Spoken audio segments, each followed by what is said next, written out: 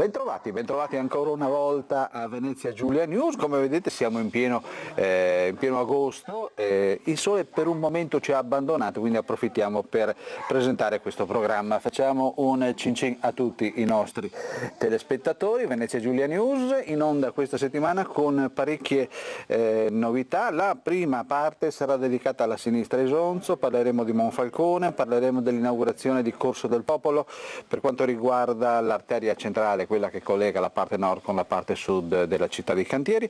Poi avremo una piccola reprise con il richiamo ai centri estivi prescolastici organizzati dal comune di Monfalcone. Si stanno esaurendo i posti, quindi se avete qualche possibilità dei centri estivi prescolastici avete il posto giusto è Monfalcone. Poi nella seconda parte, come abbiamo detto, noi non andiamo in ferie ma facciamo anche rivedere alcune cose che sono successe durante l'anno. Era il 9 di febbraio, a Gorizia c'è stata la manifestazione pro Pozzuolo. Questo servizio cade a fagiolo, come si dice. Come le notizie di queste ultime ore sembra che qualche speranza per la Pozzuolo di rimanere a Gorizia c'è ancora. Vi segnaliamo che stiamo preparando una sorpresa, un programma che vedrà per quanto possibile la Pozzuolo protagonista, ma non vi dico niente altro. Invece per rivediamoli, Venezia Giulia News, il secondo appuntamento, il secondo servizio che abbiamo mandato in onda era il 14 di febbraio e eravamo alla BIT di Milano per quanto riguarda il turismo della Grande Guerra. Il ministro dell'allora governo Monti, il ministro Gnudi del turismo, visitò lo stand del Proloco Fogliano Re di Puglia. Chiudiamo con la seconda parte, la chiudiamo con le terroriste dello Yam Bombing, ovvero quelle signore che si ritrovano in questo caso a Gorizia, Villa Coronini, e fanno a Uncinetto e a Maglia e organizzano delle mostre su quello che fanno e probabilmente abbelliranno una parte di Gorizia con i loro lavori a uncinetto. Questa nuova moda di bombardare di uncinetto i monumenti, le case, eccetera, eccetera, sta prendendo piede anche a Gorizia. Ma adesso partiamo con il primo servizio, l'inaugurazione del Corso del Popolo a Monfalcone. Mentre a Gorizia stanno riprogettando il nuovo corso, a Monfalcone il corso è fatto. Contenta, Sindaco? Sì, sono contenta perché in realtà speravo di poter disporre dei fondi Pisus per poter rifare il corso.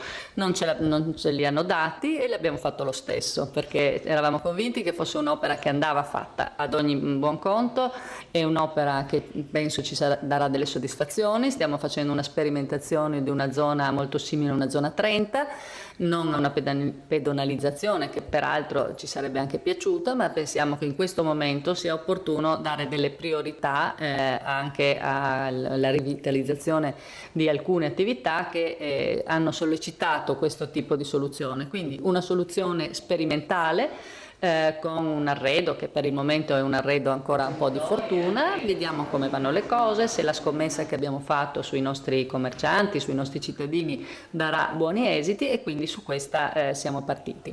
Si mantiene la viabilità come è sempre stata, anche se qualcuno dice Non è proprio come sempre stata, abbiamo voluto contenerla, quindi c'è una carreggiata più ristretta, uno spazio più ampio di passeggiata per i pedoni e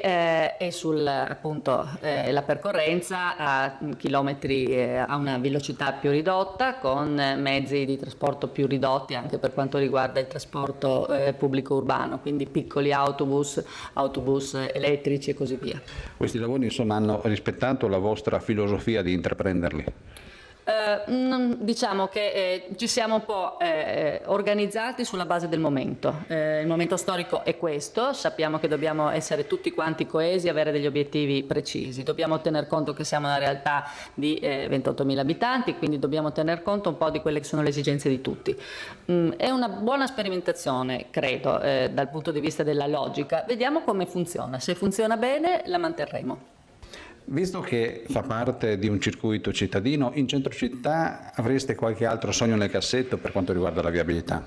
Sì, io vorrei veramente avere la possibilità di ridefinire meglio quello che è il viale. È un'arteria gradevole da molti punti di vista, con degli alberi di pregio, quindi vorrei veramente che la passeggiata sul viale tornasse ad essere così gradevole e fruibile. In questo momento ci sono dei manufatti che l'hanno resa un po' più difficile, quindi il secondo passo sarà proprio rendere questo circuito che parte dalla piazza, passa attraverso il corso o la via Sant'Ambrogio, si concluda in un viale che poi ti riporta di nuovo al centro. Quindi questa è la nostra futura scommessa. Siamo nel nuovo Corso del Popolo. L'associazione commercianti cosa dice?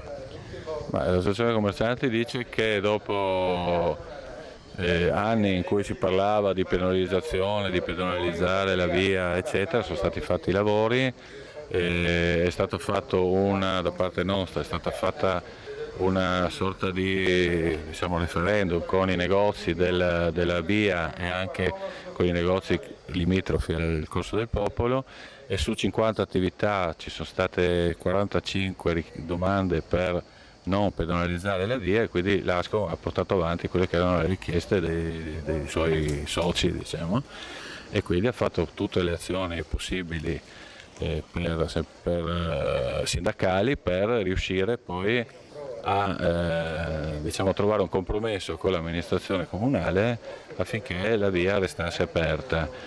Quando c'è stata la conferenza che abbiamo organizzato noi con l'architetto Urban e l'ingegnere Onse, dove ci è stata prospettata l'idea, l'alternativa di fare una zona 30 arredata con un arredo urbano diverso da come oggi lo vediamo, perché ovviamente questa è una cosa provvisoria, però con un bel arredo urbano ci sono state fatte vedere delle slide con delle fotografie dei paesi del nord dove già la zona 30 viene usata da diverso tempo e in diversi paesi, appunto, e abbiamo sposato subito questa possibilità perché abbiamo visto una sorta di compromesso tra chi voleva la pedonalizzazione e chi invece voleva l'apertura al traffico, insomma. Per quanto riguarda la disposizione parcheggi non parcheggi, c'è qualche miglioria da fare?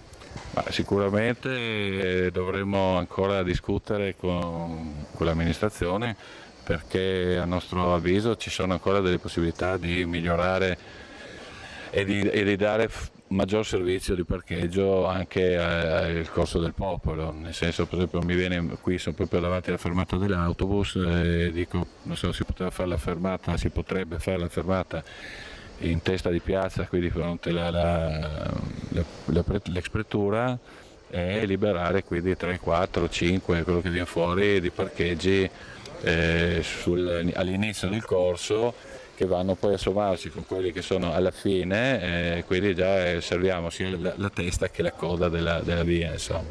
Meno male comunque che questo lavoro è stato fatto alla fine. Sì, meno male che questo lavoro è stato fatto, anche perché è stato fatto un bel lavoro di pavimentazione che sicuramente dà lustro alla via, che è una via storica.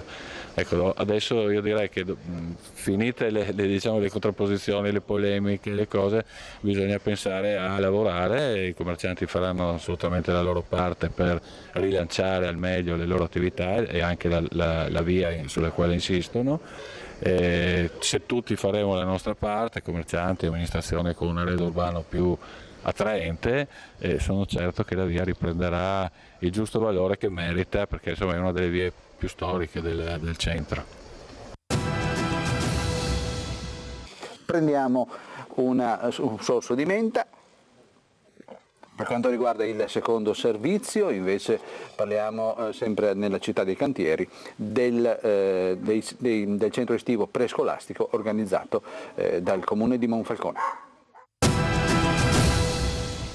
Abbiamo scelto come pari opportunità di fare questi centri estivi a ridosso dell'inizio della scuola, che abbiamo visto che è un periodo scoperto da altri servizi, da altre attività, delle associazioni, eccetera, che propongono diversi centri estivi, ma quel periodo lì di solito non c'è niente. Quindi nell'ottica di fare attività di conciliazione per le donne che lavorano, comunque per i genitori che lavorano, abbiamo concentrato gli sforzi in quel periodo lì. Per quanto riguarda il numero dei ragazzi che si possono iscrivere, e quanti turni sono? Allora, ci sono 50 posti e sono 2 turni, cioè 2 settimane. La famiglia può scegliere se iscrivere a una settimana sola o tutte e 2, il bambino e la bambina. Come mai fuori così stagione estiva, nel senso che avete capito che comunque, come è stato detto prima, le mamme, le famiglie ne hanno bisogno? C'è stata richiesta da parte loro? E c'è sia, diciamo, abbiamo visto che c'è una necessità, ma siccome è il quinto anno che lo facciamo, abbiamo già per esempio da un mese le famiglie che ci chiamano per sapere se lo attiviamo quest'anno. Dove si concentrerà questo centro estivo? Lo faremo in area verde e in caso di brutto tempo nella palestra adiacente. Iscrizioni dove? Allora, le iscrizioni si possono fare presso gli uffici comunali delle pari opportunità o anche online. Chiusa la prima parte con i centri estivi prescolastici del comune di Monfalcone, fra un po' andremo nella destra Isonzo con Rivediamoli, Venezia Giulia News e partiremo con un servizio del 9 di febbraio riguardante la Pozzuolo. A fra poco.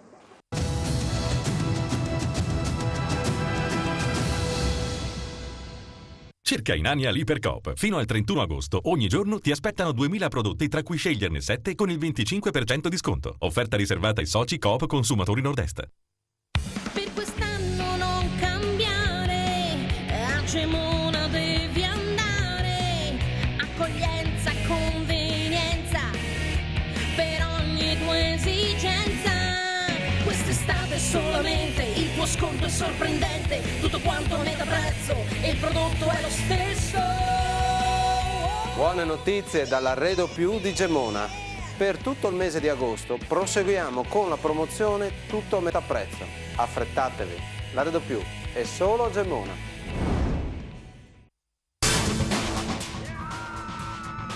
Un'iniezione di adrenalina per grandi e piccoli. Offerta speciale King Cobra, al prezzo speciale di 70 euro a persona in camera doppia, all'Hotel Bresa per minimo 3 notti. Vantaggio extra, soggiorni base e mezza pensione gratuito per 2 bambini, uno fino a 5 e uno fino a 12 anni non compiuti assieme a 2 adulti.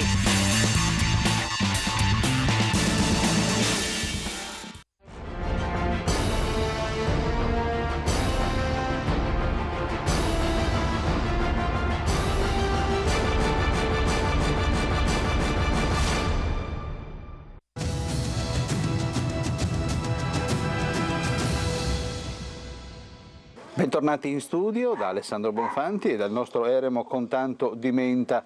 In questa puntata abbiamo il segmento del Rivediamoli, quello che è successo durante quest'anno. Primo servizio di 2 di oggi, la manifestazione a favore della Pozzuolo che rimanga a Gorizia. Il servizio e la manifestazione sono stati realizzati il 9 di febbraio. Siamo in piazza Cesare Battisti a Gorizia, fra un po' arriverà il corteo che sta già attraversando la città di Gorizia pro Pozzuolo. Questa piazza si riempirà, centinaia di persone stanno manifestando la volontà che la brigata Pozzuolo del Friuli resti a Gorizia. E effettivamente non li ho contati, ma erano tanti, dall'alto si vedeva tante teste, tante facce, tanti volti di amici, di persone, di goriziani veri, di goriziani che non vogliono rinunciare alla presenza della brigata a Gorizia. Credo che il nuovo governo ci dovrà ascoltare. Il prossimo anno cominciano il centenario della Prima Guerra Mondiale e voglio dire, non possiamo avvicinarci a questo appuntamento con lo Stato che si ritira, voglio dire, da questo territorio. Abbiamo fatto 2 guerre mondiali perché qui sia Italia. Non è una cosa di poco conto, non è solo una questione nostalgica. Noi ci abbiamo creduto, abbiamo investito, ci sono persone che hanno messo in moto il mercato immobiliare, che hanno messo in moto le politiche dei servizi, dei negozi. Violentare questa comunità è privo di qualsiasi significato, qui non si risparmia nessun euro, qui si sta solamente tentando, voglio dire, di svuotare un territorio a vantaggio di altri. Le caserme in Friuli Venezia Giulia erano tutte per una cosa, per la soglia di Gorizia, il vallo di fronte al capoluogo isontino, l'unico posto in tutte le Alpi in cui si poteva passare senza attraversare le montagne. Ecco, Gorizia in questo caso con la partenza della Pozzuolo resterà l'unica provincia in regione senza una caserma. Con la partenza delle centinaia di persone, dei militari della Pozzuolo, una mancanza di 1 milione di euro al mese nel tessuto commerciale locale. E per quanto riguarda Rivediamoli, diciamo ancora che questo servizio cade a fagiolo, perché sembra che nelle ultime ore probabilmente una speranza che la Pozzuolo, che il comando brigata della Pozzuolo resti a Gorizia si fa facendo un po' più concreta, ma non diciamo niente altro. Dicevamo il secondo appuntamento per Rivediamoli, eravamo alla BIT, la Borsa Internazionale del Turismo, appuntamento a mio parere ormai tardo per fare certe cose, comunque eravamo alla Borsa Internazionale del Turismo, era il 14 febbraio, giorno di San Valentino, e abbiamo realizzato il servizio della visita del ministro Gnudi, dell'allora governo Monti, sembra passato un secolo, dell'allora governo Monti, che visitava lo stand della Proloco Fogliano Re di Puglia per quanto riguarda il turismo della Grande Guerra.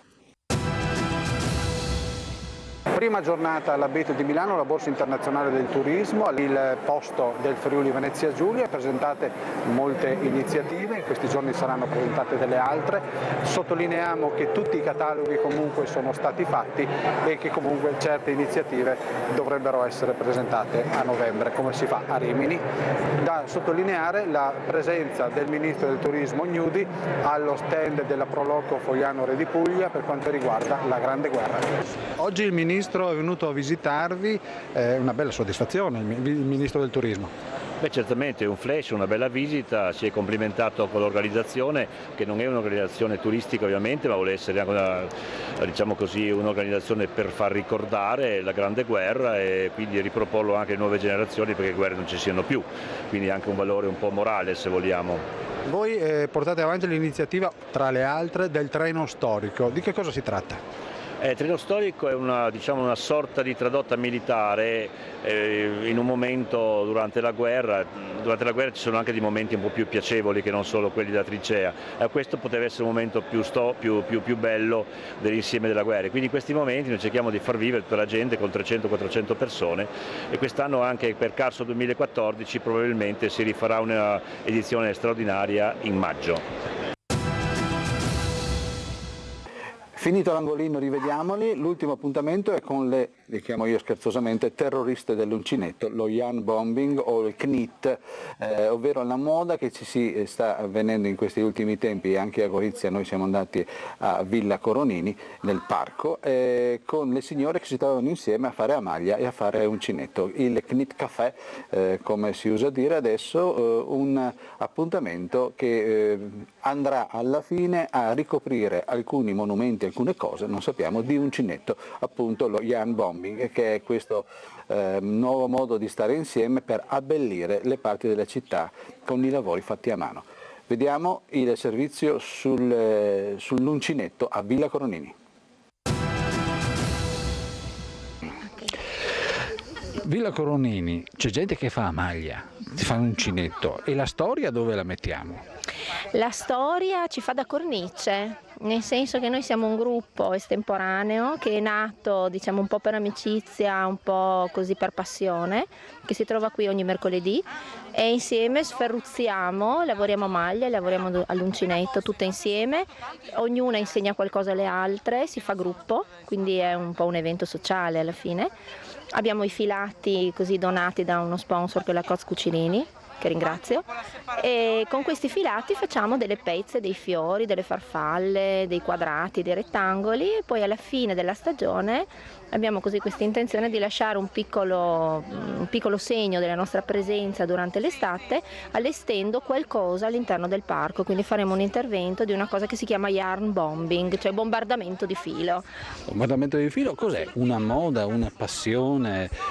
Come vi siete trovate? Dunque, come nasce? Sì, come nasce lo yarn bombing o comunque questa moda nuova del knit café, in realtà è una cosa un po' importata dai paesi anglosassoni ed è un modo di rispolverare da un lato tecniche che magari sono state un po' messe da parte e considerate forse anche un po' da nonne, da persone anziane, un po' così, un po' passé. Invece le ragazze giovani hanno riscoperto la voglia di fare le cose con le proprie mani, quindi realizzare per sé, non so, le borse, le maglie, quindi non solo corredini per i neonati, ma anche proprio cose di moda. E questa cosa ha in qualche modo entusiasmato anche persone di tutte le età, per cui c'è anche questa cosa carina che all'interno di un progetto comune, che può anche essere semplicemente il piacere di lavorare tutte insieme, e in questa situazione tu vedi persone di età diversissime, dalla bambina di 10 anni alla signora di 80, che lavorano insieme, quindi è una cosa sociale proprio. È una trasmissione anche di cose, cioè imparano tra di loro o necessariamente la meno giovane insegna al più giovane? Non è detto, dipende, nel senso magari una signora anziana non sa fare qualcosa che una bambina sì, quindi perché no? C'è uno scambio continuo, quindi è un po' al caso, nel senso non organizziamo niente di precostituito, noi veniamo qui ognuna con le proprie idee, con le proprie mani, e quindi è una cosa totalmente estemporanea, quindi diventa anche un po' un evento per noi stesse che lo facciamo. Tutto questo viene fatto allora per un fine anno. Qual è la soddisfazione che le partecipanti a questo incontro a Villa Cronini hanno? È duplice, da un lato il piacere ogni mercoledì di trovarsi comunque in un posto bello, al fresco, un posto che magari normalmente non frequentavano o prima non frequentavano, e quindi il piacere di stare insieme e poi anche il piacere di veder realizzato qualcosa con le proprie mani e in cui ognuna ha fatto qualcosa, quindi è un'opera collettiva alla fine, è un'opera collettiva di un percorso di socializzazione di gruppo. Diciamo che forse qualcuno sferruzzava già di nascosto a casa perché come si diceva prima sembrava passata di moda, invece vedo serenità in queste persone. Sì, perché è divertente, perché lavorare con le mani fa piacere, è un qualcosa che rilassa e anche qualcosa che accompagna la chiacchiera, per cui ci si racconta, ci si parla, ci si esprime, anche ognuna pensa a un progetto, racconta quello che vuole fare alle altre, e anche ognuna dice la sua, ma no, perché non usi quell'altro colore? No, ma aspetta, ho un'idea, tiriamo fuori i gomitoli, e quindi diventa una cosa divertente. Uncinetto ultima moda? Sì, direi di sì. Tra la maglia e l'uncinetto decisamente la marcia in più, perché è molto più dinamico, più divertente, più veloce, più facile da imparare, anche se fare la maglia in realtà non è difficile, però l'uncinetto sembra più facile, quindi è più facile approcciarsi. E comunque fare la maglia è una tradizione italiana delle nostre nonne, delle nostre mamme? Assolutamente sì, quindi è comunque un ripescare nel passato. Ora non si sferruzza più per il bene della famiglia, ma si sferruzza per piacere, quindi comunque è un qualcosa di moderno. Sì, si vede il gruppo. Posso chiedervi cosa state facendo? Un lavoro con l'uncinetto tunisino. Con cosa? Con l'uncinetto tunisino. Significa? Significa questo uncinetto lungo, ma tu riprendi? Questo uncinetto lungo su cui si lavora in modo diverso rispetto all'uncinetto tradizionale. Cosa significa diverso? Si fanno cose diverse? Si fanno punti diversi, nel senso che l'uncinetto normale chiude il punto così e lo chiude, invece l'uncinetto tunisino li raccoglie sull'uncinetto, appunto, per quello deve essere più lungo, quindi. E per fare che cosa, diciamo? È un punto che serve per fare trame più spesse, tipo tessuto, tipo lavoro con il telaio, viene una cosa del genere, si fanno giacche, tappeti. È tanto difficile? No, è facilissimo ed è molto rilassante.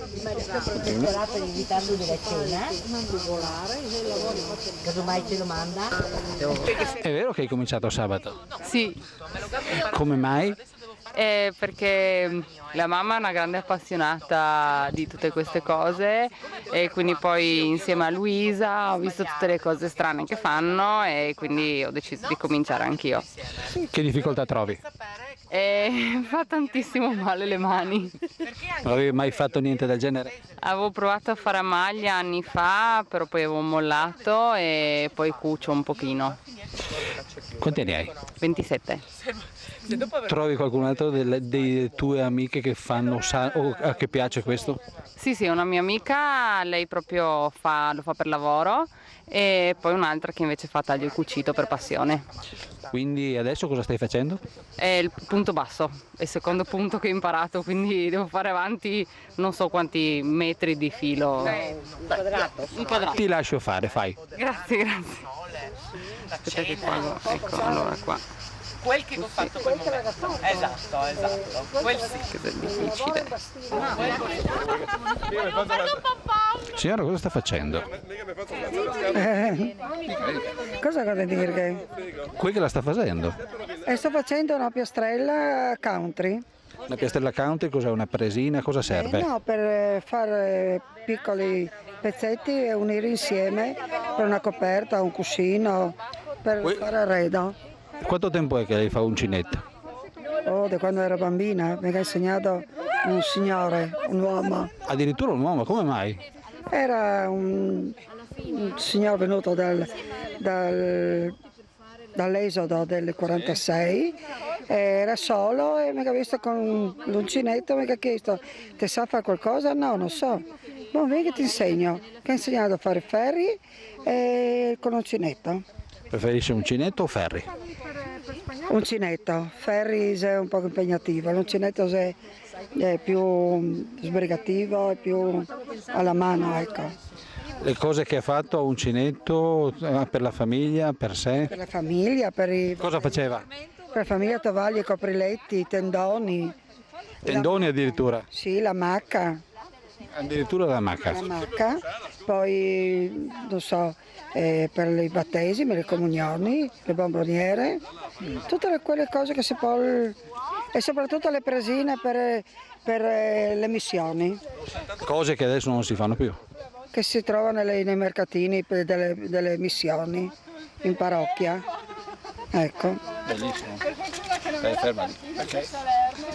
Visto che il bombardamento di filo in Inghilterra viene fatto dalle terroriste dell'uncinetto, in questo caso, che moda è? Cosa significa? Cosa fanno? Ma allora, innanzitutto è un modo per riappropriarsi dello spazio urbano, è una specie di graffitismo al femminile, in cui in realtà non si va di notte con le bombolette, ma si va di notte con il quadrato. Uncinetto? Sì, uncinetto e maglia, quindi si va con i quadrati, con i rettangoli, con le coperte. Terroristi proprio in piena, Terribile, però ci sono paesi in cui questa cosa è assolutamente proibita, per cui c'è un po' questa tradizione del farlo di notte e anche in qualche modo farlo anonimo, nel senso l'idea è alla mattina la gente esce e trova, non so, la statua del presidente ricoperta oppure l'opera d'arte ricoperta, eccetera. E noi faremo questa cosa qui all'interno di Villa Coronini, anche se è un primo approccio, quindi è un primo esperimento, vedremo come, però lo faremo alla luce del giorno, di giorno, e faremo questa cosa un'occasione per far festa insieme, quindi sarà una cosa che durerà nell'arco della giornata. E una festa, quindi non una cosa da tenere nascosta, non un riappropriarsi, non un revenge, ma un party. Ok, quindi faremo una cosa divertente. Insomma, le persone che sono alle nostre spalle sono persone pericolosissime, potrebbero circondare di lana una statua. Direi proprio di sì. Dobbiamo stare attenti. Vedete che le incrediamo così sappiamo chi sono.